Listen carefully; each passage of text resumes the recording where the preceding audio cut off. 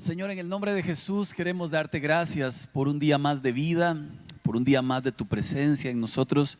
Señor, porque entendemos, Padre, que nuestra vida tiene sentido si tú vas delante. Hoy te pedimos que nos des algún consejo, Señor, para nuestro caminar, para hacerlo bien, sea para nosotros o para alguien a quien podamos nosotros aconsejar, y que al final del camino podamos siempre honrar tu nombre. Te damos gracias en el nombre de Jesús. Amén. El tema de pecados sexuales, ¿qué dice Dios al respecto? No es un tema que no tiene que ver con la iglesia, todo lo contrario. Más que nunca hoy en nuestra sociedad estamos viviendo una inmoralidad, una perversión, todo lo que usted quiera, y esto no es ajeno a la iglesia, porque a la iglesia venimos todos los que estamos en esta sociedad. Encendemos el televisor y encontramos de todo tipo de cosas, encendemos el internet y encontramos de todo tipo de cosas, en la música encontramos de todo tipo de cosas, y creo que es muy necesario, indispensable estar repitiendo constantemente lo que Dios dice acerca de la sana sexualidad, el castigo que viene sobre aquellos que insisten en seguir viviendo allí, y al final pues ¿qué hacer? ¿Qué hacer si ya alguien está allí? Empecemos con Romanos capítulo 6 verso 12. Siempre les motivo a que lo leamos porque leyendo uno aprende mucho más. 3, 2, 1. No dejen que el pecado domine su cuerpo mortal. No lo obedezcan siguiendo sus malos deseos. No entreguen ninguna parte de su cuerpo al pecado para que se convierta en instrumento del mal. Más bien, entréguense, ¿qué dice?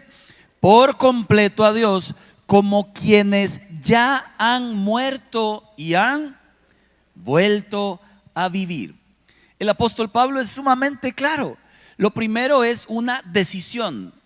O lo controlan sus miembros, su cuerpo y su sexo a usted, su sexualidad, o usted lo controla a él. Entonces nos da una gran idea de que tenemos en Dios la decisión. Lo segundo es que es muy claro. No permitas que ninguna parte de tu cuerpo se convierta en instrumento del mal. Alguna vez hablé con una pareja y ellos me decían: nosotros hacemos de todo menos sexo. Es muy curioso, entonces yo me imagino, seguro juegan jacks, es Monopoly, hacemos de todo menos sexo. Es irónico, ¿verdad? Hacer de todo es sexo, aunque no exista o haya penetración, es sexo.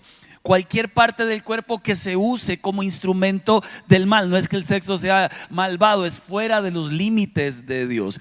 Y lo tercero que dice, creo que es muy claro, es la clave para hacerlo bien. Entréguense, y ahí están las dos palabras juntas: por completo. Puede decirlo conmigo y no lo olvide, por favor. Por completo. El gran problema del ser humano siempre sigue siendo ese. Aquí le voy a hacer la pregunta que hice ayer y que hice hoy, y quiero que le responda con lo primero que sale de su corazón. ¿Es usted una persona que se ha entregado por completo a Dios? ¿Ve? Pasó lo mismo, hay dos o tres y los demás se quedan pensando: ¿será? ¿No será? Vamos a ver. Mire, es muy fácil descubrirlo. Si usted es de los que le entrega las migajas de su tiempo a Dios, usted no se ha entregado por completo. Y una persona que no se ha entregado por completo a Dios estará expuesta constantemente a que el pecado se enseñoree de su vida. Ahí está la gran clave, porque dejamos para Dios lo que sobra, y lo importante, a eso le damos nuestro tiempo. Entonces, cuidado. Dice el apóstol Juan, va un paso más allá cuando habla del pecado. Quiero que lo lea por favor conmigo. Primera de Juan 3:8. El que practica el pecado, qué versículo más feo. Y luego sigue: porque el diablo ha estado pecando desde el principio. El Hijo de Dios fue enviado precisamente para destruir las obras del diablo. Mire el verso 9. Ninguno que haya nacido de Dios practica el pecado, porque la semilla de Dios, su palabra, su Santo Espíritu, permanece en él. Y mire qué tajante: no puede practicar el pecado porque ha nacido de Dios. Pasó de la muerte a la vida, murió, y lo que murió es diferente de lo que nació otra vez. Por eso categóricamente dice: no puede. Yo leo un versículo como esos y se me hacen los ojos de cuadritos, porque yo peco. Pregunta, ¿aquí quién peca? Gracias, Señor. Yo pensaba que era solo yo. Se me quedó viendo como diciendo: pastor, mire, yo peco. Ahora quiero hacerle la gran diferencia, porque parece entonces que todo el mundo es del diablo, ¿verdad? Hay un pastor del diablo. Mire, no es así. Hay una gran diferencia entre la práctica de pecado y caer en pecado. Parecen lo mismo, pero no son lo mismo. Una práctica de pecado es una acción consciente, voluntaria, en la que me deleito sexualmente, en la que involucro a otros y no tengo ni temor, ni siquiera remordimiento, ni culpa, ni vergüenza, ni nada. Eso es una práctica de pecado. Y voy a la iglesia y escucho todo esto y no me importa, porque vuelvo a la casa y sigo en mis pecados sexuales. Eso es una práctica de pecado. Esa no ha conocido a Dios, no lo ha visto. Pero cuando uno peca, que pudiera ser incluso hasta en algo sexual, cuando usted cae, inmediatamente hay una conciencia: esto no está bien, Señor, perdóname, yo no tengo por qué comportarme de esta manera. Busca ayuda, y si es muy repetido, busca más ayuda, y usted pelea contra eso. Eso es caer en pecado. No es práctica constante, voluntaria, deliberada, porque no hay nada más aburrido que haber nacido de nuevo y querer pecar. Los cristianos nos volvemos en la gente más aburrida para pecar. Antes de Cristo uno pecaba y no había conciencia de nada. Pero una vez en Cristo está el Espíritu de Dios que te dice: eso no está bien, eso está mal, ten cuidado. Qué aburrido. Usted no está, ni siquiera va apenas por el paso 2 del pecado y ya se siente mal. Eso es conciencia de Dios. Y cuando eso está, entonces decimos: sí, conocemos a Dios, aunque a veces fallamos. ¿Cuántos son de ese segundo equipo? ¿Y del primero? Cuidado, levanta, amén, hermano. Cuidado, se embarca, ¿verdad? Juan quiere decir, lo dice muy simple: el que es nacido de Dios no puede pecar, porque tiene la fuerza y la dirección de la palabra de Dios en su interior. No puede practicar el pecado. ¿Ok? Son dos cosas diferentes: practicar el pecado a caer en pecado. Ahora, para más simple, definamos qué es pecado, ¿verdad? Porque yo creo que tenemos un concepto equivocado a veces de lo que es pecado, por lo menos en Costa Rica. Primera de Juan capítulo 3 verso 4 lo dice de esta manera: todo el que peca viola la ley de Dios. ¿Qué es pecar? Es violar la ley de Dios. ¿Qué es pecar? Es decir sí cuando Dios dijo no, es decir no cuando Dios dijo sí. He escuchado esta frase cultural progresista de estos grupos modernos que dicen lo siguiente: usted puede hacer lo que usted quiera, mientras tanto no le haga daño al prójimo, usted está bien. Falso. Porque para Dios pecar no es que usted le haga daño a un prójimo o no le haga daño. Para Dios pecar es violentar lo que Él ha establecido como la verdad absoluta. Entonces, ¿qué es pecado? Es transgredir las normas de Dios. Se lo digo en una frase muy simple: pecado es cuando tus pensamientos y acciones van en contra de lo que Dios ha establecido. Se lo explico todavía más simple. Vamos en la moto ayer, que llevaba a Fiorella a las 8 a la universidad. Después de andar en bici me fui a las 5 de la mañana, llegué a las 8 a la casa, me cambié de baño y llegué pero me dolían las piernas. Entonces mientras voy en la moto le digo a Fío: mi amor, me duelen las piernas. Y me dice: ay papi, qué pecado.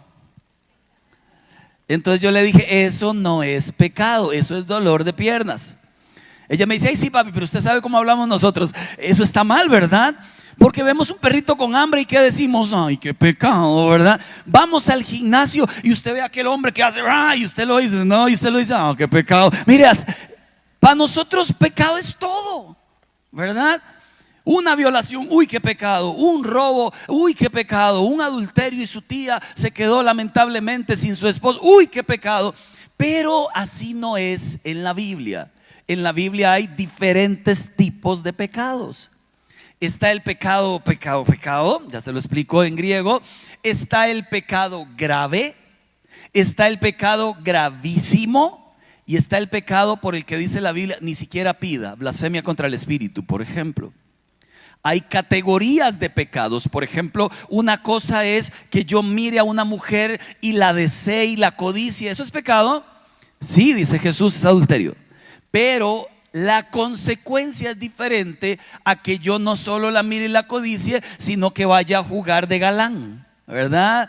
¿Cómo está mi chiquita? ¿Qué ojillos? ¿Qué lazo? ¿Qué moño? ¿Qué zapatos? Eso es un pecado diferente del primero porque estoy compartiendo con ella algo que no debería compartir. Pero hay otro todavía con mayores consecuencias. Es si ya usted sale con ella o él sale con aquel y tienen relaciones sexuales. Y hay otro más grave, es que de esa relación nació un hijo. Y hay otro más grave, es que ahora tiene dos familias el prójimo. Todos se llaman pecado, pero todos tienen consecuencias diferentes. Sigo. Según la Biblia y según el comentarista William Barclay en su estudio de las palabras en griego del Nuevo Testamento acerca de pecado, hay por lo menos 5. Voy a detenerme en la última, pero las primeras 4 creo que tengo que contarlas. Siempre es importante. Número 1, aprendamos griego.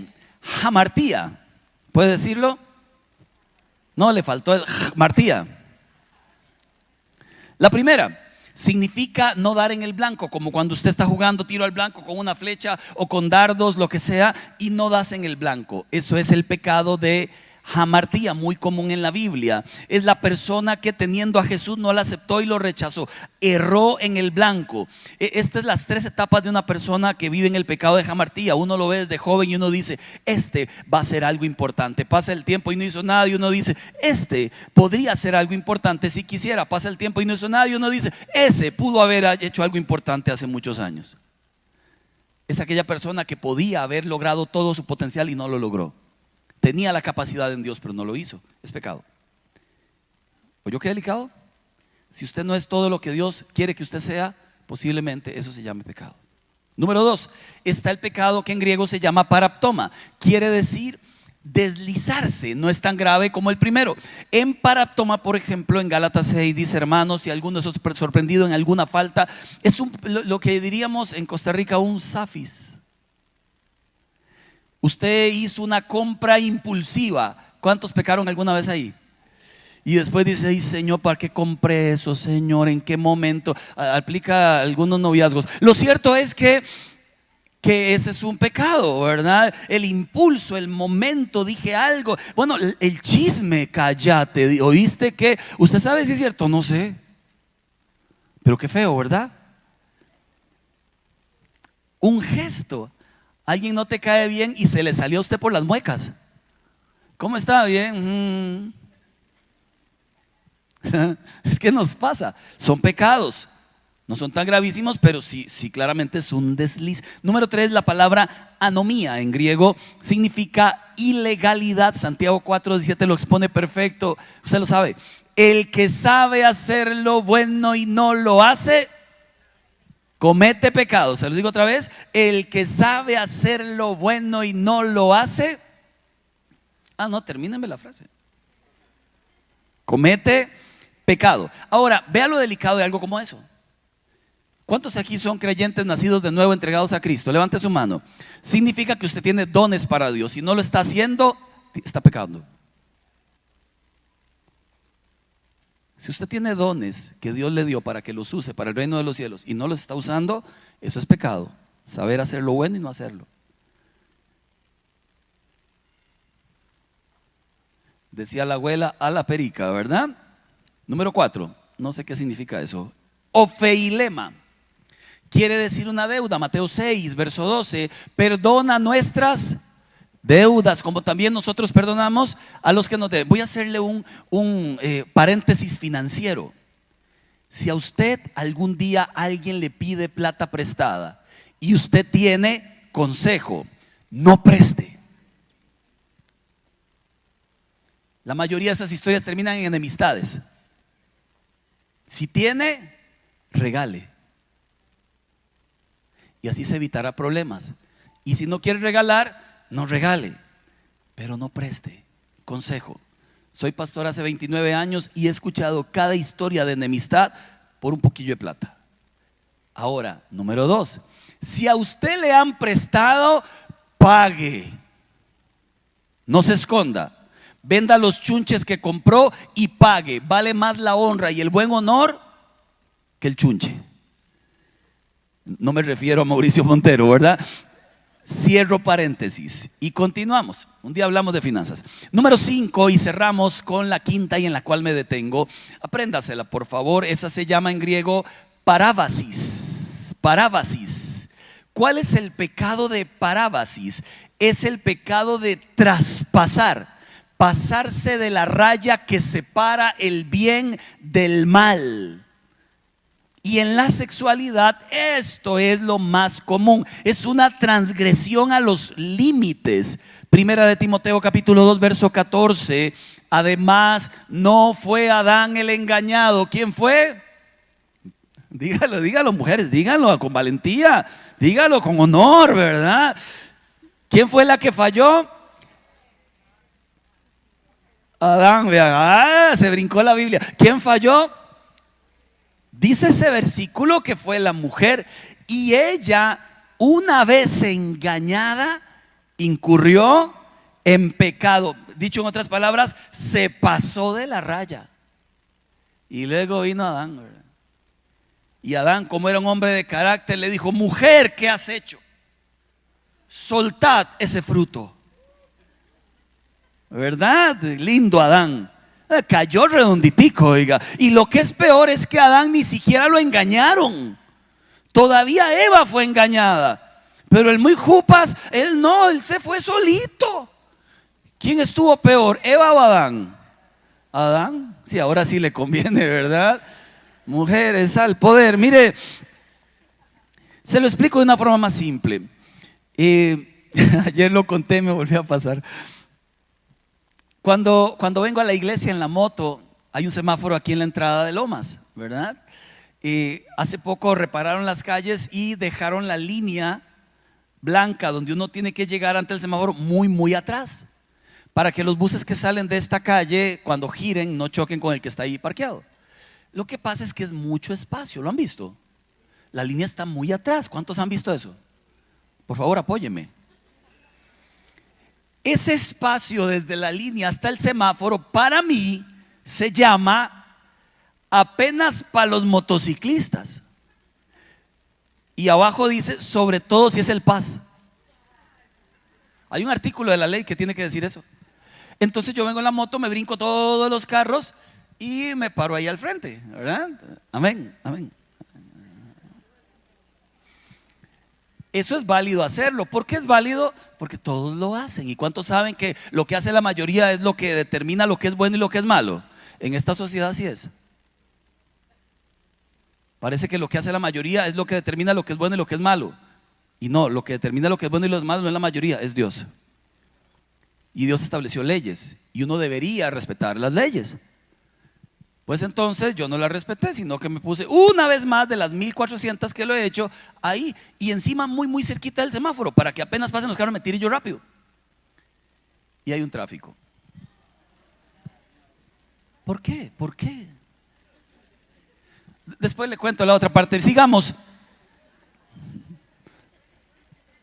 Cuente, espíritu, sal de aquí. Oiga, mire, estoy ahí parado en el semáforo. Debajo del semáforo el policía se enoja mucho. Ay, me hace un montón de manos así, hacía muy feo. Y yo dije: ay, Dios mío, fuera espíritu. Mire, porque parecía que estaba a punto de manifestarse ese hombre. Me regaña todo, me dice que me devuelva y me señala: vaya hasta la línea. Yo le hago señas como diciéndole: brother, todo mundo lo hace igual. Y me sigue diciendo: atrás. Y digo: ya, es en serio. El asunto con la moto es que la moto no tiene marcha atrás. La marcha atrás de la moto son las piernas. Entonces iba yo ahí, ¿verdad? Haciéndome, pues una moto pesada, es una moto grande, y voy haciéndome para atrás y voy viendo el carro para no chocar con el bus que viene. Más difícil. ¿Por qué? Porque no es un tráfico normal. Mire, ahí estoy. Y cuando logro llegar con todos los costos, la llanta me quedó siempre sobre la línea blanca. Y él me seguía diciendo: detrás, me dijo. Entonces otra vez insisto, lo meto y se pone el semáforo en verde. Qué cosa. Entonces paso ya adelante, ¿verdad? Y Dios te bendiga. ¿Quién tuvo la culpa? Por supuesto, ese viejo. O sea, ¿quién más? ¿Quién tuvo la culpa? porque me pasé de la raya. ¿Qué pasa si te pasas de la raya? Después no se queje. Dios puso límites sexuales a nuestras vidas y no son pocas las veces que nos queremos brincar esa raya pensando que como todo el mundo lo hace, pensando que como no veo un tráfico no habrán consecuencias, pero toda vez que te pases de la raya habrá consecuencias, porque la raya fue puesta para eso. Y Dios la estableció para eso. ¿Por qué Dios en la palabra habla tanto del pecado sexual? Número uno, porque Dios es quien define la moral. Es el creador de los valores en esta vida. Es el creador de las normas de cómo debemos vivir la sexualidad. Allá en el Antiguo Testamento, todo el capítulo 19 del libro de Levítico. En el Nuevo Testamento, Pablo habla a los matrimonios. Constantemente se habla acerca de la pureza sexual del pueblo de Dios, del pueblo santo de Dios. Mire, gente, una vez tuve un debate muy extraño en una enseñanza con otra persona que decía: la Biblia no es un manual de sexualidad. Yo, no, es más que eso. Es lo que define quién la creó y cómo se limita. Es mucho más que un simple manual inventado por seres humanos. Es mucho, mucho más. La inmoralidad sexual, de ahí viene la palabra porneia, o más bien el griego es porneia, de ahí se deriva pornografía. Puede ser cualquier actividad que implique la entrega de la pureza sexual más allá de los parámetros del matrimonio bíblicamente concebido entre hombre y mujer. Incluye pensamientos, incluye intenciones. Cuando hablamos de parábasis, que es pasarse de la raya, entonces hablamos de esto.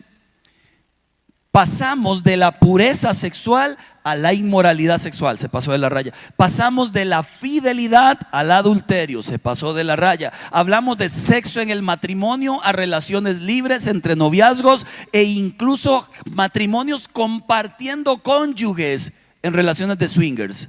Se pasó de la raya. Hablamos de hombre y mujer a ideología de género. Se vale lo que usted quiera. Se pasó de la raya. Como dice Romanos capítulo 1, hombres con hombres, mujeres con mujeres. Hablamos de matrimonio a sexo virtual.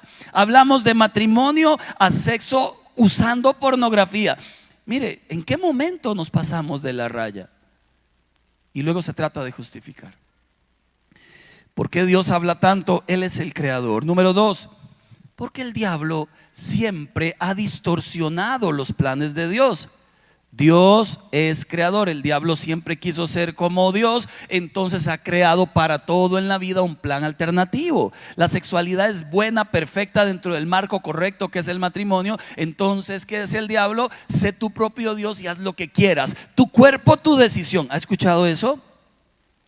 Algunas lo utilizan para matar al bebé que llevan dentro. Lo cierto es que el que es creyente entiende el versículo de la Biblia que dice: ustedes no son dueños de sus cuerpos, no se pertenecen a ustedes mismos, fueron comprados a precio de sangre, por tanto honren a Dios con sus cuerpos. Ahí aplica entonces: mi cuerpo, tu decisión, Señor.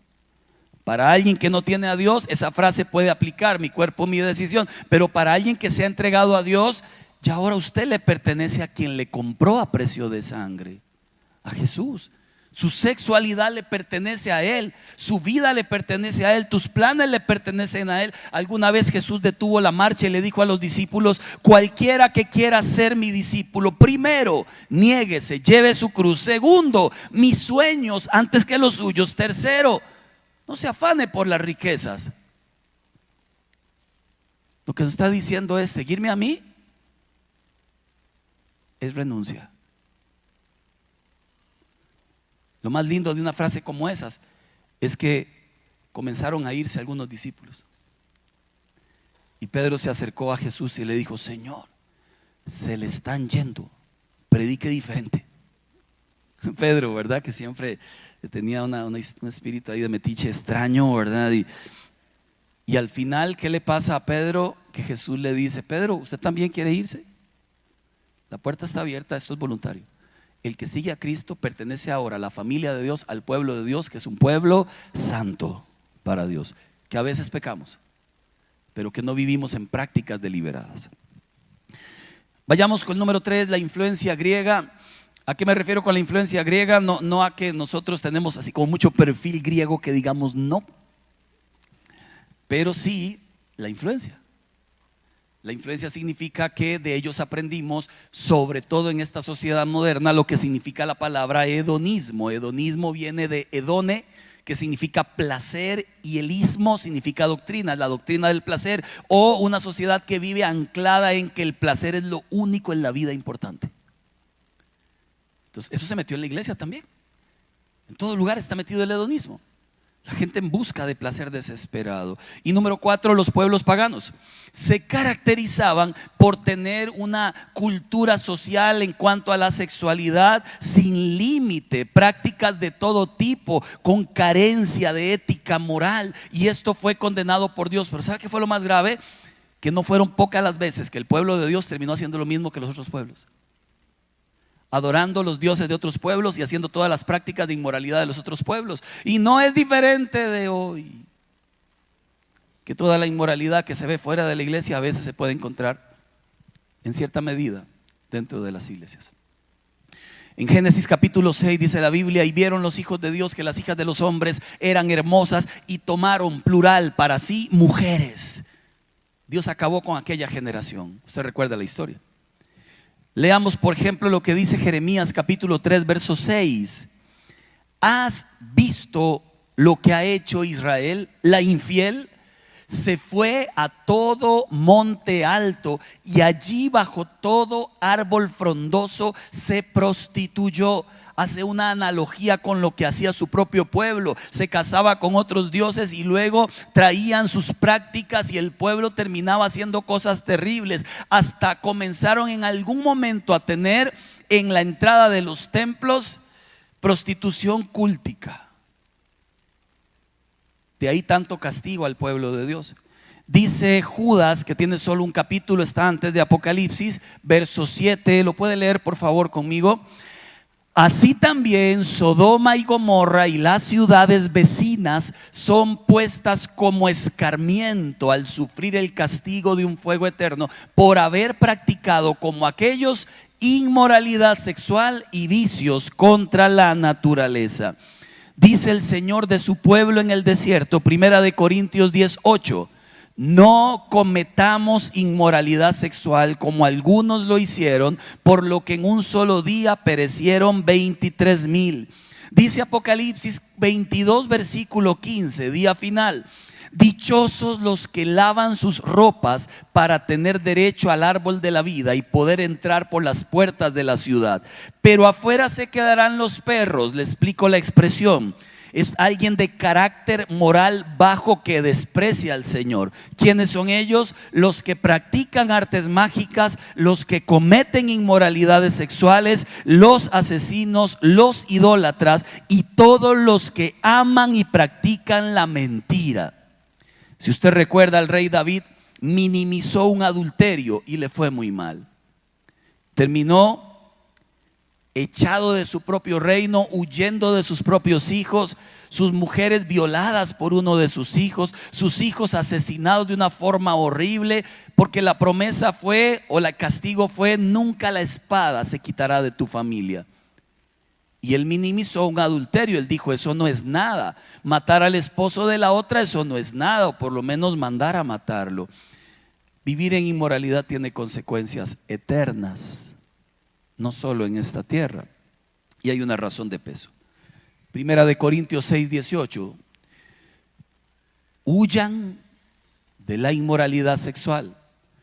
Todos los demás pecados que una persona comete quedan fuera de su cuerpo, pero el que comete inmoralidades sexuales contra su propio cuerpo peca.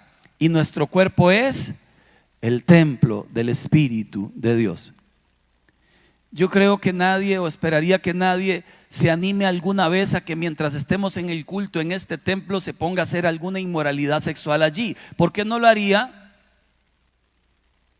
Primero, porque no se debe, y segundo, porque todo el mundo lo está viendo. Pero sí podríamos animarnos a hacerlas en este templo,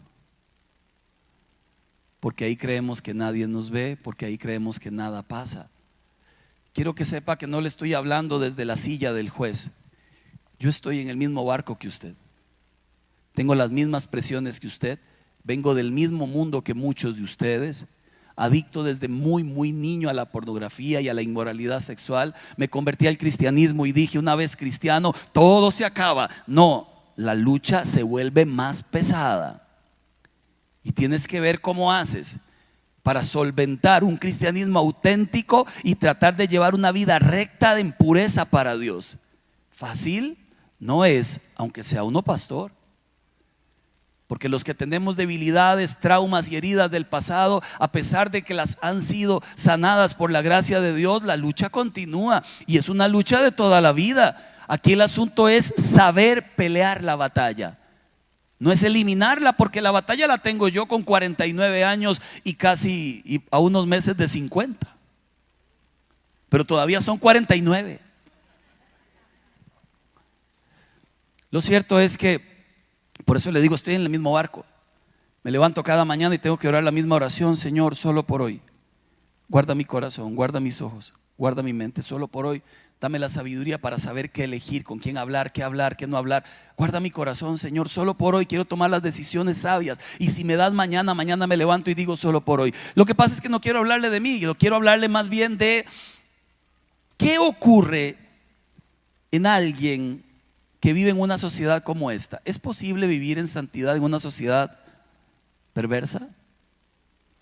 Yo voy a basarme en dos personajes y con esto termino. El primer personaje es un chiquillo llamado José en Egipto, y el segundo personaje es otro chiquillo llamado Daniel en Babilonia. ¿Por qué los escogí a ellos? Por dos razones. Eran jóvenes, 17 y 17, y apuestos, guapetones. Dicen que eso, que en la repartición llegaron ahí de primeros, ¿verdad? Entonces ahí salieron todos formadillos, ¿verdad? Todos bonitos y fortachones, inteligentes. Resulta que Daniel pertenecía a la realeza de los judíos, por ejemplo, ¿verdad?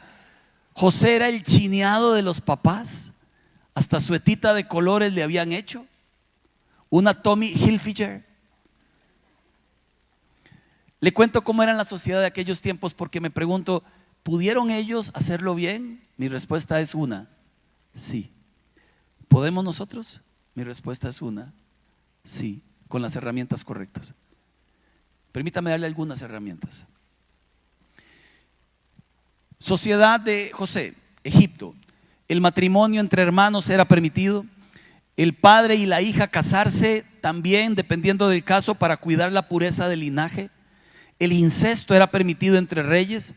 La gente en las calles andaban casi desnudas. Y había algo que le llamaban orgías religiosas, muy espirituales, por cierto. En esa sociedad vivió José, una sociedad de terror. ¿Usted cree que no tenía un grupito de fans, José? Si hubiera tenido Facebook, por lo menos 100,000 likes recibía en cada posteo. Era un buen partido el muchacho, en una sociedad perdida. Ahora miremos a Daniel, que no le fue muy diferente. Babilonia, la sexualidad libre era muy apreciada. La mujer era sumisa, literalmente pertenecía al marido, lo que él quisiera hacer. Era muy mal vista la castidad, entonces se promovía la sexualidad libre. Y además era muy bien visto que una mujer natural del país por lo menos una vez en la vida se prostituyera con algún forastero estando sentada en el templo de Venus. Eran sociedades pervertidas, de mucho pecado, de mucho libertinaje sexual. Y ahí habían dos hombres de Dios, chiquillos apenas, pero que tenían muy claro a qué los llamó Dios. Muy claro. Esto más o menos como el sueño americano. Si usted va a vivir a Estados Unidos por el sueño americano, generalmente la gente dice: voy a trabajar, voy a vivir en un cuartito, no voy a tener nada de lujo ni ropa de lujo, voy a trabajar, a hacer mucha plata, y luego me vengo y con toda esa plata construyo una casa, compro un terreno y se los dejo a mis hijos. Pero el sueño americano muchas veces se convierte en pesadilla, porque ni bien llegando allá ven las facilidades del crédito, ven que la ropa es cómoda, ven que las pantallas chiquititas ya no se ven igual, mejor la grande, y en menos de 6 meses comienzan a vivir como viven aquellos. Al término de 10, 15, 20 o 30 años vienen con una mano adelante y otra atrás. ¿Por qué? Porque la cultura los abrazó. La sociedad los abrazó. Con la sexualidad es igual. Usted está viviendo en una sociedad de pecado, pero usted es peregrino y extranjero. Usted no vive aquí. Usted tiene una ciudadanía del cielo. Si usted saca su pasaporte espiritual, va a decir: pertenece al reino de los cielos. Usted no es de aquí. No debería vivir con las costumbres de aquí. Le digo 5 cosas que hicieron ellos. Por favor, sígame, que son importantes. Número 1, José en Egipto amaba más a Dios que a sí mismo. Y eso es clave. Daniel honraba más a Dios que a sus propios deseos. Lo que dice la Biblia: sométanse a Dios, resistan al diablo y él huirá. Aquí usted se da cuenta de por qué tantas caídas recurrentes. Cuando amamos más a Dios, al deseo que a Dios, la caída está constante. Pero cuando amamos más a Dios que al deseo, definitivamente hacemos lo que tengamos que hacer. Lo segundo que hicieron ellos, me gusta José porque tomó una decisión valiente. Huyó ante la tentación, no jugó con ella. Es lo que dice Jesús en Mateo: si tu ojo te es motivo de caer, sácalo. Es mejor entrar al cielo con uno que al infierno con los dos. Si tu mano te es motivo de caer, no está hablando de que usted vaya a lacerar su cuerpo. Es una metáfora, es algo espiritual. Corte con la fuente que alimenta el pecado. Corte con personas que le facilitan el pecado. Corte con las redes sociales que le facilitan el pecado. Corte con películas y programas que le facilitan el pecado. Eso es corte con el ojo.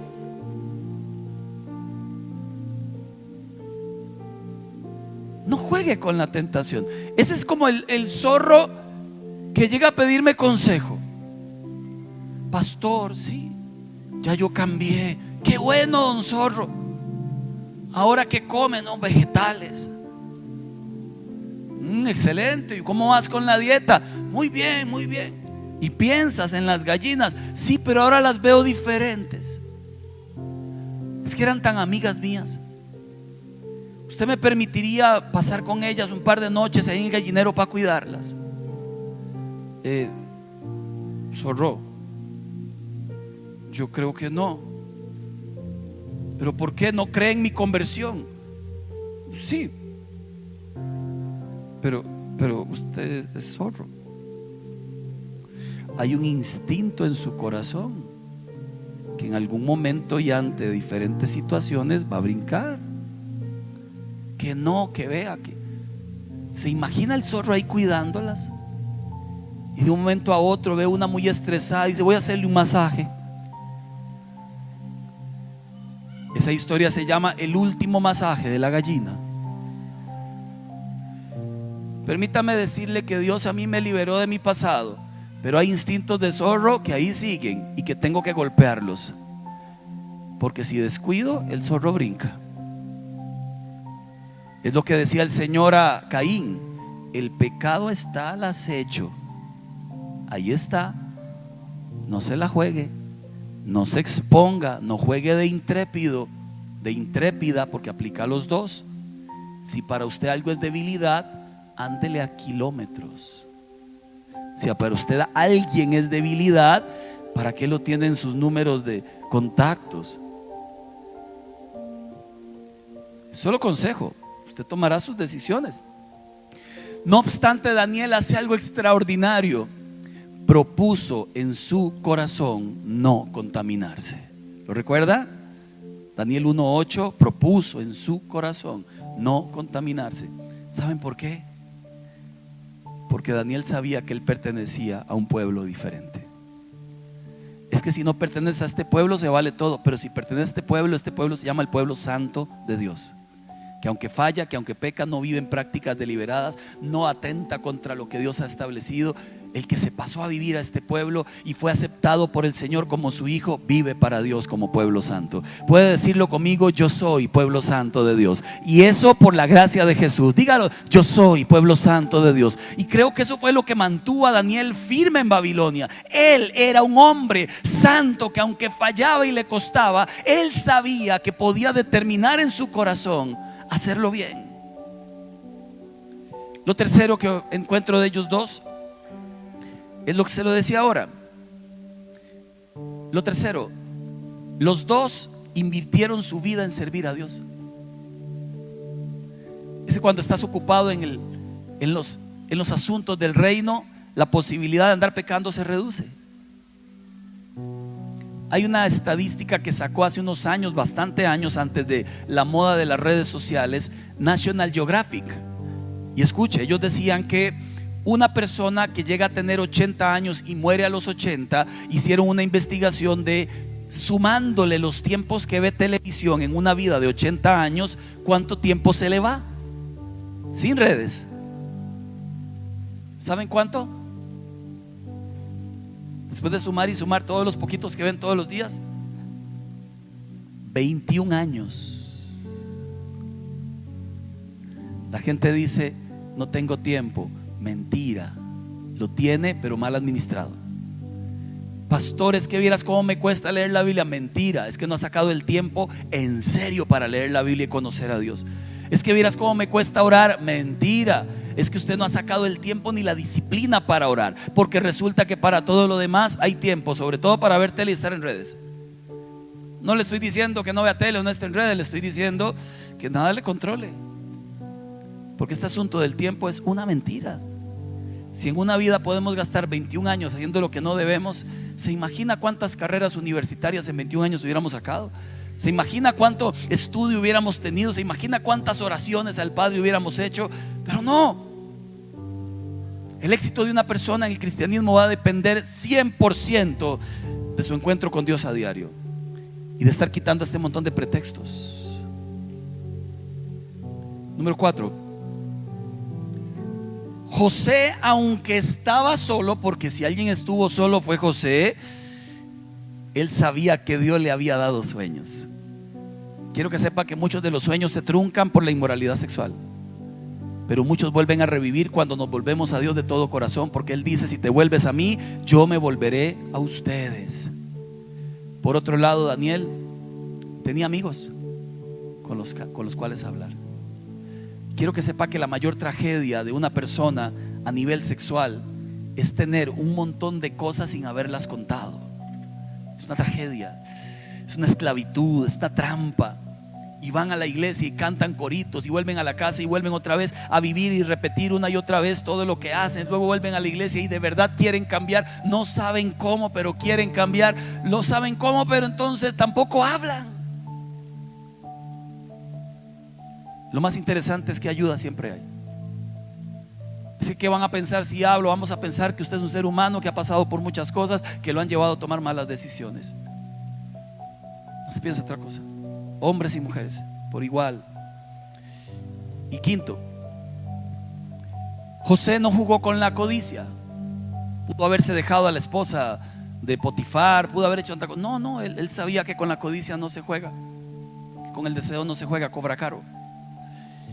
Y Daniel, creo que conocía la historia de David y dijo, si aquel le pasó por no controlar su ímpetu sexual, a mí también me podría pasar. Ahora, volviendo al tema de que yo soy tan humano como usted y usted como yo creo que ninguno, y aquí hablo a todos, porque aquí hay gente que gracias a Dios no se ha enredado nunca en esto, siga por ahí, aconseje a su gente. Hay gente que está más o menos enredada y usted todavía cree que tiene el control, y hay otros que están enredados en serio.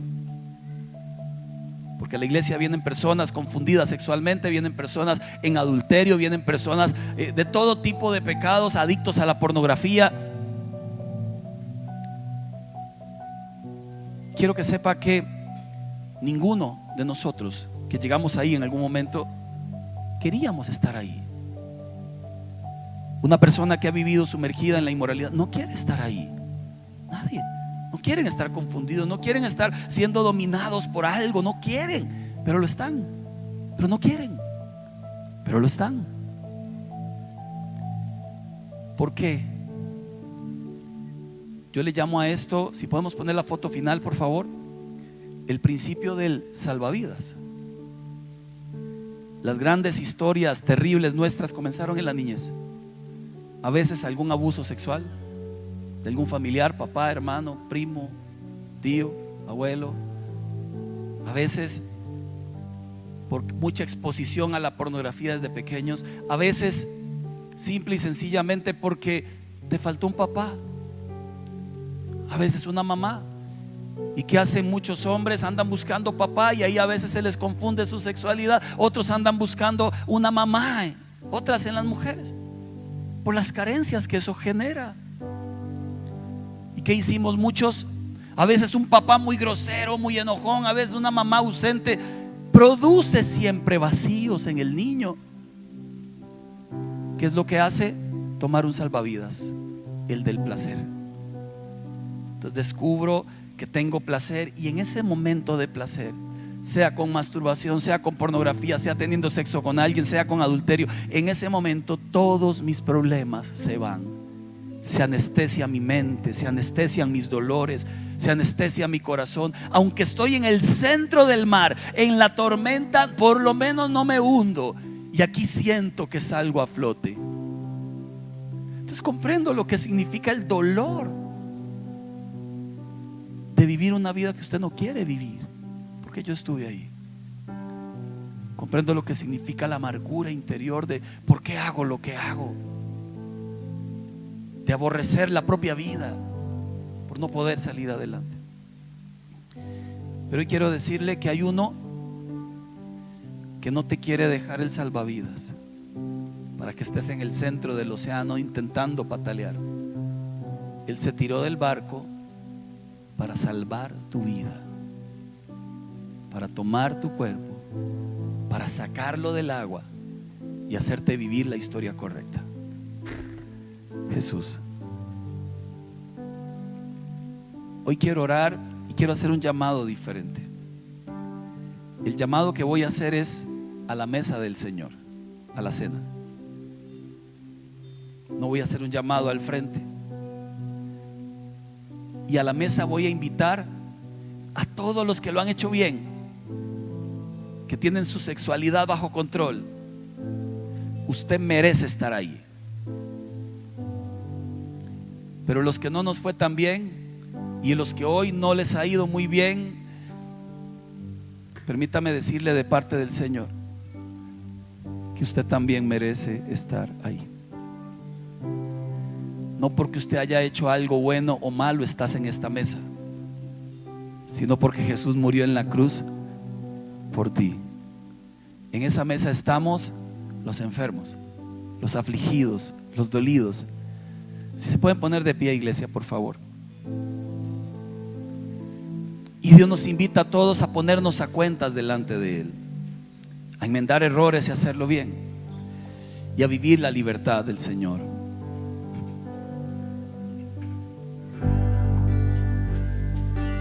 Mientras repartimos la cena del Señor, adoremos al Señor con esta canción.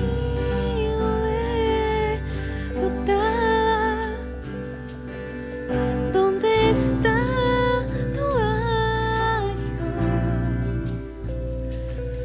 Hijo? Nuestro Salvador te venció en la cruz. Si se la sabe, ¿la puede cantar con nosotros?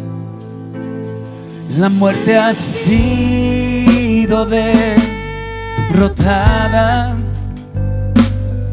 ¿Dónde está tu aguijón?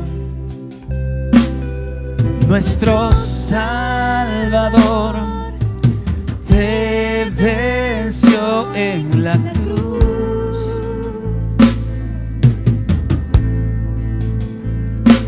Asombrado contemplo el poder que hay en ti, la libertad que tienes para mí. ¿De dónde me sacaste y a dónde me llevas? Solo tú me llevas.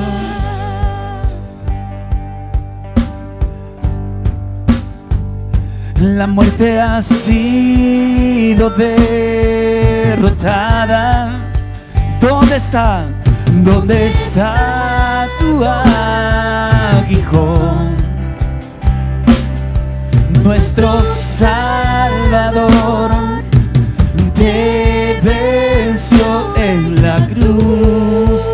Asombrado, Señor, le decimos, asombrado, contemplo el poder que hay en ti, la libertad que tienes para mí. de dónde me sacaste y a dónde me llevas. Solo tú me llevas. Asombrado, contemplo el poder Que hay en ti, la libertad que tienes para mí.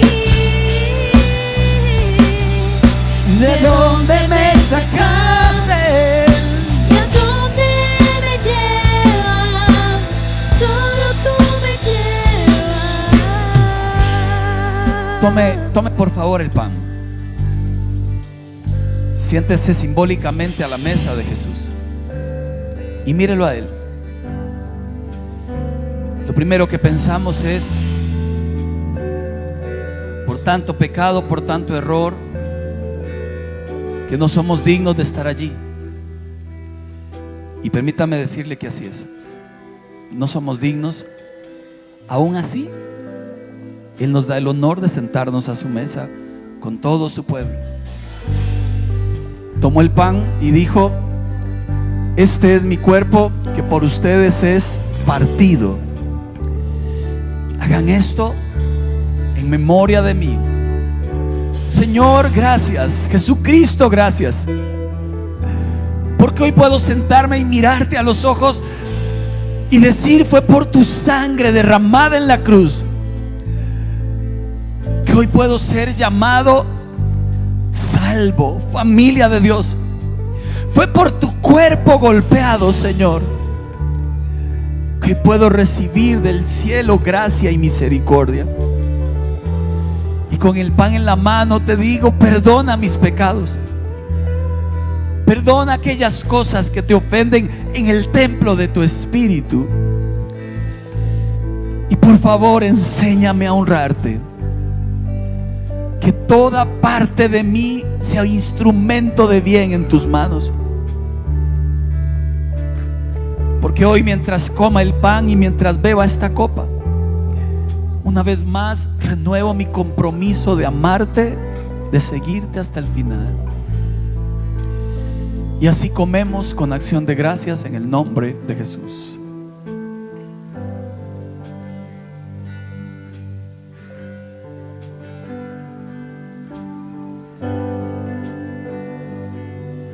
Dice la Biblia que luego tomó la copa y digo: ese es el nuevo pacto en mi sangre. Jesucristo, gracias por ser tan valiente. Gracias porque cada gota de sangre derramada nos limpia de pecado, nos produce sanidad del alma, Señor. Y hoy tomamos recordando tu amor y que vienes por nosotros en el nombre de Jesús.